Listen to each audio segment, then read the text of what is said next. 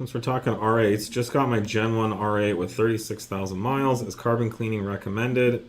Any other maintenance items you would recommend done soon? Yes, those cars really benefit from carbon cleaning more than other FSI motors. I don't know if it's from more overlap in the cam timing or what, but It's just that it was one of the first generations of the DI stuff with that breather system, and it all they are very prone to carbon buildup. the B7 RS4 is probably the worst. The V8 R8 has the same motor, so it pretty much does it as well, and the V10's also. So we do a lot of those carbon cleanings in our shop. I would say by 36,000 miles, you could definitely, if it hasn't been done before. If it hasn't been done, it definitely can use it. The longer you wait, the worse it gets. We've literally seen, it's like cholesterol.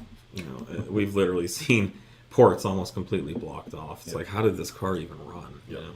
I don't know that we've ever had one come through that didn't pick up substantial amount of power after. Yeah, we used to dyno them, and some cars would pick up like 50 horsepower or something. Yep, we'd see 30 or 40 wheel on the regular. Yeah, those, and even ones that didn't look all that terrible. It was pretty astonishing the power difference it made. Mm-hmm.